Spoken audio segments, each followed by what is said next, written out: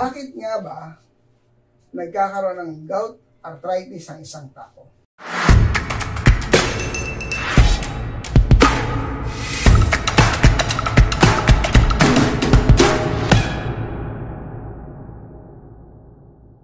Gout arthritis, ang daming ganitong kaso ngayon. Especially, yan na nga, pag nagkakaedad na tayo. Bakit nga ba ito yung nagiging sakit kadalasan ng mga tao? Ang pinakadahilan, lifestyle. Bakit po lifestyle? Pero dapat nating maintindihan na ito kasing katawan natin. Pag may mga sobra, ito na yung mga nararamdaman natin. At kadalasan dyan, sobra yung pagkain natin ng mga too much animal protein. Mga processed food. Kaya ito yung nagiging dahilan. Naiipon sa katawan natin. Ang dahilan, bakit yung mga bata, or kadalasan, bakit ito sa mga matatanda nag-exist, or sa nagkakaedad na, at bihira pa lang sa mga bata pa. Dahil, ang mga bata po, kahit marami silang kinakain na unhealthy, o too much animal protein, magalaw kasi sila. Hindi naiipon sa katawan natin, dahilan na nailalabas din natin. Sa kaso ng mga nagiging, sa mga adult, habang tayo nagkakaedad na. Kaya ito kadalasan dahil mas tumataas yung mga intake natin ng mga processed food, especially yan, mga animal protein, mga karne. Tapos, less na yung movement natin. So, ano nangyayari? Naiipon yan, especially sa mga dulo-dulo ng ating katawan. Kaya, ang resulta, ito na. Ito pa yung masama. Iinuman pa natin ng mga pampakalmang synthetic drugs. So, pag nawala na yung epekto, mas lumalala. At dagdag pa rito, pag nasisira na natin yung digestion, especially yung liver natin, unti-unti na nadadamage, so mas lalong nag-accumulate yung ating mga uric acid at lalong pagsumpong nito sa ating katawan. Yan, mga pamamaga na yan. Nagtitrigger pa dyan yung too much carbohydrates. Pag mahilig pa tayo sa kanin, tinapay at pasta. Yan, lalong nagpapalala. So, ano nga ba yung 5 napaka-importanteng dapat natin gawin para tuluyan itong mawala? Unti-unti, wala pong instant sa kalusugan, dapat consistent lang itong ating mga gagawin. Number 1, detoxification. Napaka-importante po nitong detoxification dahil dito mailalabas yung mga uric acid, uric crystal na yan. At kung ano-ano pang mga toxic sa katawan natin. Dapat maintindihan po natin itong mabuti. At alam niyo bang normal naman na nagde-detox yung katawan natin? At isa pa, hindi na nga tayo nag-exercise. So, hirap na hirap siya. Kaya, bukod sa exercise, kailangan turuan natin yung katawan natin ng tinuturo ko pong detoxification. Yung cleansing diet. Nandiyan dyan po lahat sa aking YouTube channel kung paano ito gawin. Susundan na lang po natin, papanoorin na lang natin. At kailangan po natin itong gawin. Every 2 months, kailangan natin ang cleansing diet para sa tamang detoxification. At syempre, kapag tapos na tayo sa cleansing diet, ito na ipapractice natin. Yung intermittent fasting, number 2. So, after ng cleansing diet, healthy yung daily routine natin. At the same time, pinapractice natin ang intermittent fasting. Dahil sa intermittent fasting, natuturuan natin or natutulungan natin yung katawan ng mas mag-detox. Maglinis ng ating katawan. Para yung mga naipon natin, mai-flush natin sa ating katawan. At dapat naiintindihan natin ang way ng katawan natin na mag-detoxify. Galing sa ating bibig, sa ating pawis, sa pag-ihi natin, sa pagdumi. Ayan po yung mga paraan ng katawan.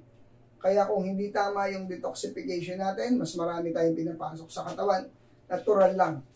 Mas madali pong masira yung katawan, mas madaling maipon yung mga toxic, yung mga dumi sa katawan natin.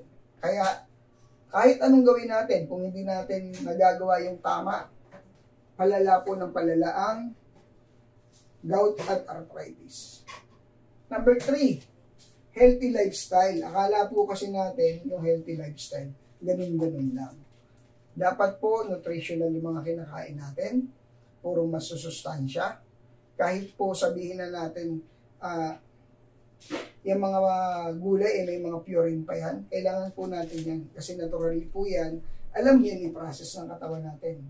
So, yung healthy lifestyle, hindi po yan natatapos sa pagkain ng mga sustansya. Dapat, consistently, tama yung tulog natin. Yung stress natin, dapat control natin. Yung exercise, dapat consistent. Mag-exercise tayo.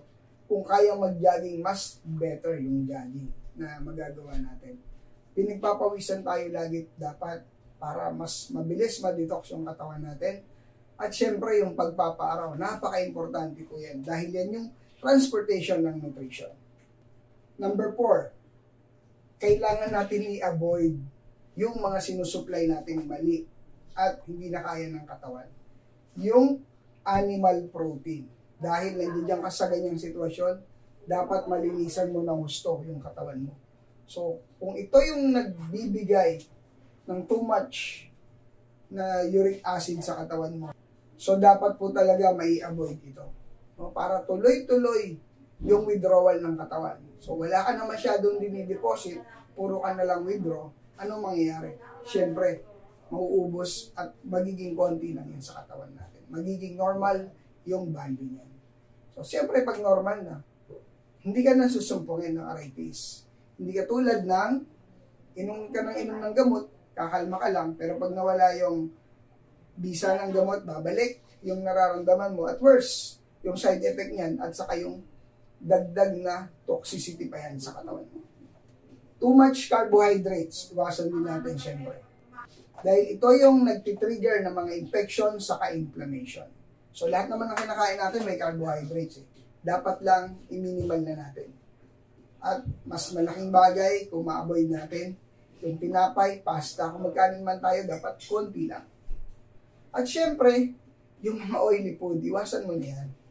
Dapat mag-steam ka na lang, maglaga ka na lang, iwasan mo na yung prito. Kahit pa sabihin mong yung oil na ginagamit mo ay healthy, prito pa rin yan.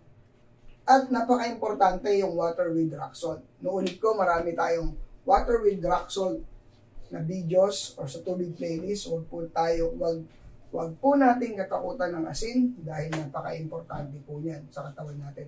Katulong po yan na maglilinis ng uric acid mo sa katawan. At hindi ito magpapalala ng sakit. Palagi pong tatandaan, wala pong instant sa kalusugan. Dahil yung mga naipon mo sa katawan, uric acid, kaya mga namamaga, masasakit yung katawan mo. At especially yung mga joints mo, yung mga dulo ng katawan mo. Kasi nga naipon mo yan. Sa tamang paraan, lilinisin naman po ito ng katawan. Dahil meron tong kapasidad na maglinis mag-isa o self-healing. Ang kailangan lang po natin, tamang knowledge, discipline, at dapat naiintindihan natin. Dahil wala pong ibang gagamot sa inyo, kundi kayo lang din mismo. Ikaw ang sumira ng katawan, ikaw din po ang mag-aayos. Maraming pong salamat, Doc. Oops, bago ka mag-skip, para hindi maligaw o magkamali sa tamang detoxification at tamang healthy lifestyle, join my health coaching program. Bakit mo kailangan mag-join sa health coaching membership? Marami tayong ginagawa, akala natin tama. Marami tayong healthy lifestyle, hindi naman pala healthy. Meron tayong mga ginagawang unhealthy, yung pala naman healthy. Para alam mo yung daily routine mo, daily healthy lifestyle na tama, tamang diet, unlimited question and answer. One-time membership payment lang ito. Continuous learning dahil hindi mo naman ma-absorb ng mabilisan o instant ang tamang kalusugan. At meron itong GC na isa lang ang direksyon pagdating sa kalusugan. At ang foundation ng health coaching ay ang user's manual ng tao, ang Bible. Mag-message lang directly sa aking messenger, nasa baba ng link, kung interested sa health coaching membership.